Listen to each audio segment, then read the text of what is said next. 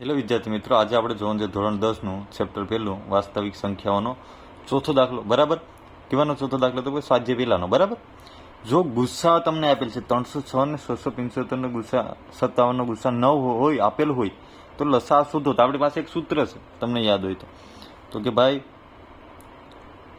ગુસ્સા આપણે ડાયરેક્ટ આ જ લખ નાખીએ. 300 એ અને બી કહેવાય ને, 306 અને 657 ગુણ્યા લસા 306 અને 657 બરાબર એ ગુણ્યા બી છે ને, તો આપણે આમ કરીએ કે 306 ગુણ્યા 657. રેડી? આપણી પાસે સૂત્ર છે. રેડી? તો એ એટલે એ બરાબર શું આપેલ છે? 306 અને બી બરાબર 657. તો આ સૂત્રમાં ગુસ્સા તમને કેટલો આપેલ છે? 9 આપેલ છે. તેથી 9 ગુણ્યા લસા એમને એમ તો રહેશે. લસા આપણે શું શોધવાનો છે? રેડી? હવે 306 અને 657 ને આપણે શું કરવું પડશે? ગુણાકાર. તો આપણે પહેલા છે ને બધી કોમન કાઢીને પછી ગુણાકાર કરીએ, કે ખૂટતું હોય તો આપણે ખબર પડે. તો લસા આપણે મેળવવું હોય 306 અને 657. 9 છે ભાગાકારમાં જશે ભાગ્યા 9. રેડી?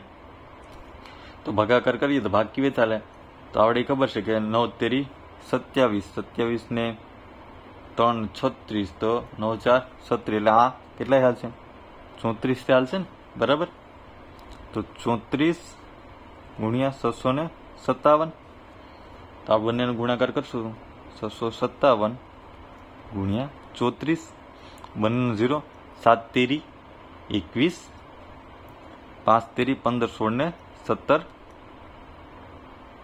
6 તેરી 18 ને 1 19, પ્લસ 7 4 28, 5 4 20, 21 22, 6 4 24, પછી 26, 8 9 2 ને 1 3, 7 દુ 14 એટલે કે 13, 9 ને 10 ને 11 12, 1 ને 1 2. તો તમારો જવાબ શું આવશે? લસા તમને કેટલો મળશે? 22 33 8. રેડી? આ તમારો જવાબ થઈ ગયો. રેડી? આ તમને પેલું સ્ટેપ તો સમજાણું. જો ન સમજાણું હોય તો અહીં સૂત્ર લખી દો. તમને જે કહેવાય ન ખબર પડે. તમને ખબર છે કે ભાઈ ગુસ્સા એ અને બી નો ગુસ્સા ગુણ્યા લસા